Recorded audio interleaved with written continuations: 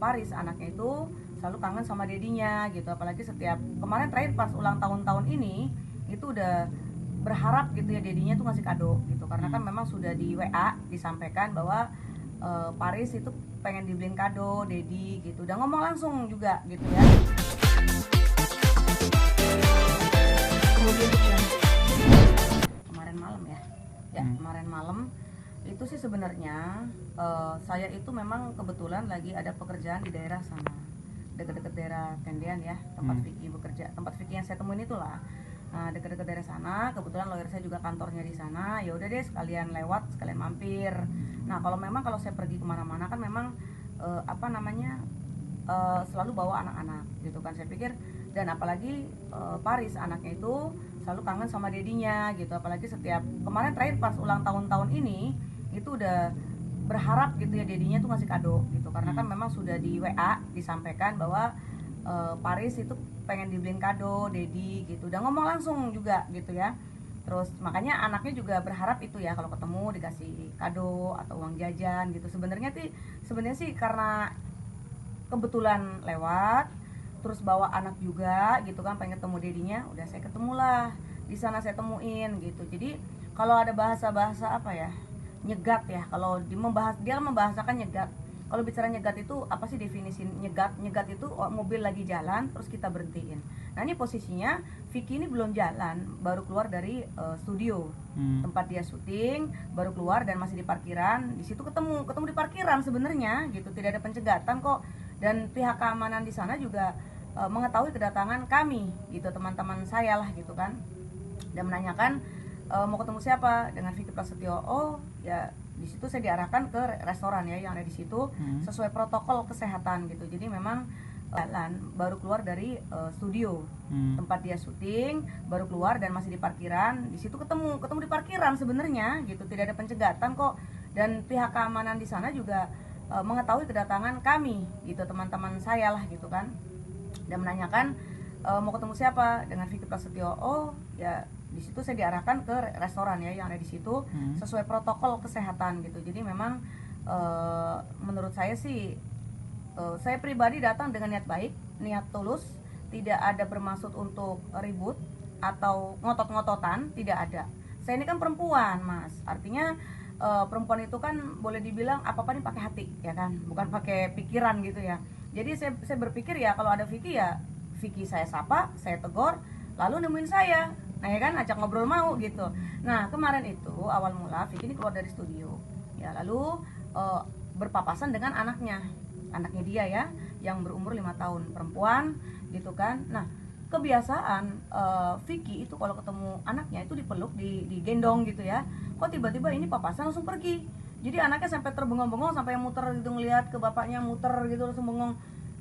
Aku di situ, loh ada apa ini? Nah, akhirnya aku posisinya di belakang agak jauh dari anak saya, anak si Paris itu ya. Akhirnya Vicky keburu masuk ke dalam mobil, aku ketok-ketok kaca karena memang belum jalan. Aku ketok-ketok kaca mobil gitu kan, lalu dibukain lah sama dia. Ada apa? Gitu. Seperti ngeliat musuh. Padahal saya datang ke sana kekeluargaan. Ya artinya ngelihat ke bapaknya muter gitu langsung bengong. Aku di situ, loh ada apa ini? Nah, akhirnya aku posisinya di belakang agak jauh dari anak saya, anak si Paris itu ya. Akhirnya Vicky keburu masuk ke dalam mobil, aku ketok-ketok kaca karena memang belum jalan. Aku ketok-ketok kaca mobil gitu kan, lalu dibukain lah sama dia. Ada apa? Gitu. Seperti ngeliat musuh. Padahal saya datang ke sana kekeluargaan.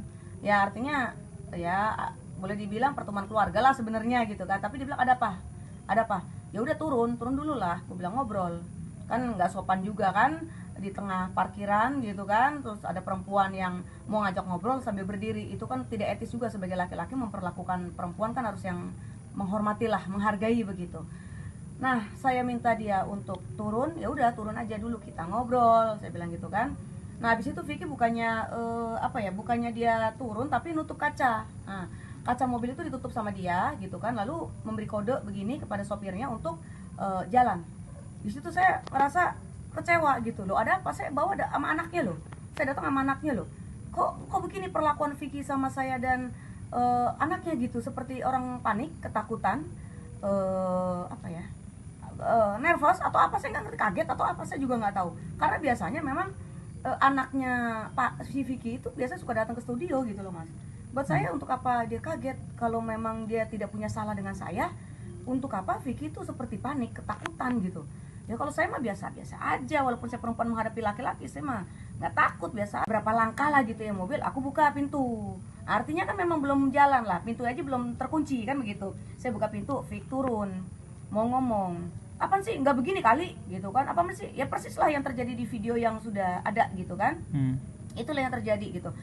Jadi di situ juga posisi saya juga sampai terjepit pintu mobil ya. Memang pihak kami itu sebenarnya tidak berniat untuk merekam atau apapun. Kalau bicara berniat merekam, itu dari pertama kali Vicky keluar dari pintu studio kita sudah punya videonya, benar nggak Mas? Ya dong, itu niat merekam. Nah, atau pas saat saya ketok-ketok pintu kaca mobil, itu pasti kita punya videonya. Itu kita nggak niat apa-apa, itu refleks saja. Nah, tim saya atau teman saya, kuasa hukum saya merekam itu karena posisi saya ini sudah kayak seperti berbahaya gitu. Ya karena posisi saya tuh terjepit di mobil. Kenapa saya bilang terjepit? Karena posisi mobil itu tidak terbuka lebar karena Vicky berusaha untuk menutup gitu loh. Vicky berusaha untuk menutup, jadi saya kegencet. Nah, di sini tim kuasa hukum saya berusaha untuk mengambil momen yang sekiranya membahayakan buat bukti begitu loh. Ya dong, ini mengamankan kliennya begitu. Jadi kalau pemikiran orang yang nggak mengerti atau seperti Vicky sendiri yang memang seujon dengan kami, dengan berpikir kami ini jahat atau apa, niat jahat, dia berpikir sengaja ngerekam nih, sengaja. Ini bukan masalah sengaja. Kalau bicara sengaja, dari awal Vicky keluar studio sampai papasan ketemu anaknya, sampai saya ketok-ketok jendela pintu mobil gitu ya, itu sudah kita juga berusaha untuk menutup gitu loh. Vicky berusaha untuk menutup, jadi saya kegencet. Nah, di sini tim kuasa hukum saya berusaha untuk mengambil momen yang sekiranya membahayakan buat bukti begitu loh. Ya dong, ini mengamankan kliennya begitu. Jadi kalau pemikiran orang yang nggak mengerti atau seperti Vicky sendiri yang memang seujon dengan kami, dengan berpikir kami ini jahat atau apa, niat jahat, dia berpikir sengaja ngerekam nih, sengaja. Ini bukan masalah sengaja. Kalau bicara sengaja, dari awal Vicky keluar studio sampai papasan ketemu anaknya, sampai saya ketok-ketok jendela pintu mobil gitu ya, itu sudah kita juga dari awal kan videonya kelihatan. Nah, itu kan kita posisinya aku udah dijepit pintu nih. Di sisi lain saya didorong-dorong sama Vicky. Sampai anaknya juga ketakutan, yang tadinya mau maju ngikut saya, dia mundur jarak 1,5 antara 1,5 sampai 2 meter. Anaknya mundur sampai sendaran mobil. Dan anaknya yang namanya Paris itu nggak lepas tatapannya melihat ibunya diperlakukan kasar. Ya, untuk anak seusia 5 tahun itu kan bukan tontonan yang baik begitu kan. Sampai saya didorong-dorong. Namanya perempuan didorong, itu nggak mungkin posisi tegak ya. Kita pasti terdorong, ikut badan kita langsung ke belakang. Nah, kalau anak saya, pas saya tanya, Paris, Mami diapain sama Dedi kemarin yang kamu lihat? Didorong sampai jatuh. Bahasa anaknya tuh saya dorong sampai jatuh. Padahal kalau saya hanya posisi bergeser berapa derajat lah gitu. Nah, kalau bahasa anak itu kan jatuh. Artinya penangkapannya ini kan sesuatu yang mengerikan yang dilakukan oleh dedinya ke ibunya kan begitu ya kan. Nah, di situ saya kecewa. Kenapa? Yang di situ gitu ya. Itu ada juga mendampingi. Jadi kondisinya memang ramai. Kenapa Vicky ini tidak mau turun? Saya bingung. Berarti problemnya bukan utang piutang atau gimana? Nah, masalah saya mau berbicara apa? Ini kan bisa beda case loh ya Mas. Nah, setelah saya menyampaikan ke Vicky dan Vicky tidak mau turun aja, Vicky kan tidak tahu maksud dan tujuan saya apa. Nah, kan begitu ya kan? Itu belum terjadi Mas. Nah, saya sebenarnya ingin silaturahmi ya kan? Karena memang Vicky pernah menjanjikan dengan tim kuasa hukum saya untuk oke, saya akan menyediakan waktu untuk kita bertemu. Ada kok voice note-nya kok, saya punya bukti. Nah, dari voice note itu sebulan kok tidak ada kabar gitu loh. Ya udahlah, mumpung saya juga ada pekerjaan, sekalian mampir. Kan begitu, kalau nyari Vicky itu kan gampang kan begitu. Ya tinggal datengin aja, atau saya bawa anak, ini acara keluarga, saya pikir kan. Nah, niat saya tuh pertama silaturahmi karena anaknya itu pengen ketemu dedinya. Terus lagi juga sekalian saya ingin membahas masalah piutang gitu. Jadi tujuan utama itu bukan mau melabrak atau apa, ya tidak lah, silaturahmi. Ya kan, saya sama Vicky ini kan saya rasa manusia dewasa yang punya agama. Ya kan, masa iya kayak gitu mau melabrak atau apa. Kalau saya mau melabrak, saya ke rumahnya aja gitu kan. Saya kan tahu rumahnya dia di Bekasi, atau tahu rumah ibunya di Cikarang, saya pernah tinggal di sana berbulan-bulan gitu kan, saya tahu rumahnya gitu kan. Ini kan karena saya pikir ini saya mampir, ada pekerjaan dekat-dekat sana, makanya mampirlah gitu. Cuma memang respon Vicky, tanggapan Vicky sebelum dia masuk urutan itu terakhir ketemu, dan gitu udah sempat menyampaikan bahwa Paris itu pengen kado, Dedi apa ya kadonya, ya terserah apa aja lah kan gitu. Kalau saya pikir ya terserah apa aja, namanya anak kecil kan dia harus tahu porsi anak kecil, masa mau minta mobil, rumah kan, main anak kecil, ya mainan aja kayak gitu. Terakhir itu setelah itu dari rutan tidak bertemu gitu. Dan masalah saya juga dengan Vicky juga kan memang sudah lama sekali, sudah bertahun-tahun, bukan tahun ini gitu.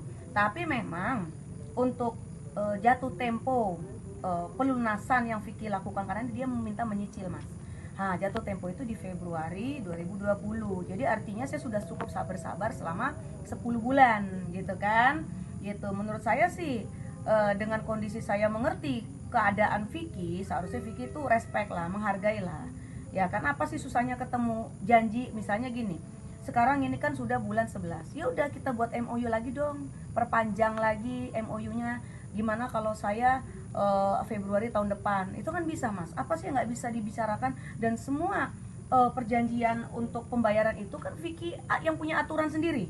Misalnya saya mau dicicil dong sebulan sekian, tempo sekian, itu semua Vicky semua. Saya mah tinggal ngikutin aja. Nah kan begitu. Jadi menurut saya tidak memberatkan. Tidak memberatkan Vicky, cuma Vicky-nya yang tidak mau mengerti. Kayaknya Vicky ini memang berniat tidak membayar. Ya, karena memang sampai saat ini memang tidak ada pernyataan, tidak ada bukti untuk membayar gitu. Nyicil pun enggak gitu. Mbak, sorry saya potong. Berarti dia punya utang berapa dan apa? Nah, kalau masalah piutang itu beritikat untuk membayar. Nah, itu pun sama nyicil. Itu pun belum memulai pembayaran, minta dicabut laporannya di Polres. Saya awalnya keberatan ya, Mas. Karena loh, ini belum dibayar kok udah saya suruh cabut laporan. Oh tenang, waktu itu manajemen PH-nya yang menjamin gitu. Jadi saya ikutilah, dan memang alhamdulillah terbukti ya, memang udah selesai perdamaian antara saya dan Vicky Prasetyo, dan saya menandatangani surat perdamaian ada, dan memang permintaan dari Vicky Prasetyo tidak untuk dipublish gitu. Jadi ya saya utangnya sesuai berapa sih, komitmen. Kalau untuk kerugian ya, kerugian itu kan memang hampir 1 miliar seharga mobil Harrier saat itu ya kan. Nah tapi kan Vicky waktu itu kan, karena yang Vicky ambil itu kan mobil mas. Oh gitu. Awalnya kan mobil nih yang pelaporan. Jadi memang di pelaporan Polres Jakarta Selatan itu memang sudah terbukti pidananya, unsur pidananya ada. Makanya di situ pelaporan saya kan sudah SP21, lengkap semua begitu. Nah di sini Vicky memang mengakui mengambil mobil saya, walaupun memang saya ini tidak ada bukti ya, MOU penyerahan mobil tidak ada, karena saat itu saya minta, Vicky bilang kayak mas siapa aja, nggak usah lah pakai MOU gitu. Saya percaya. Jadi saat itu saya menyerahkan kunci mobil, BPKB sama mobilnya gitu. Oke. Habis itu jadi ada dokes, habis itu dengan uang begitu. Nah saya pelaporan di Polres Jakarta Selatan sudah diselesaikan, lalu tinggal sisa yang terakhir ini gitu.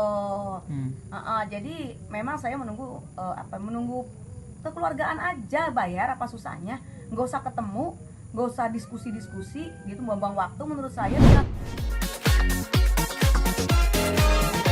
Kemudian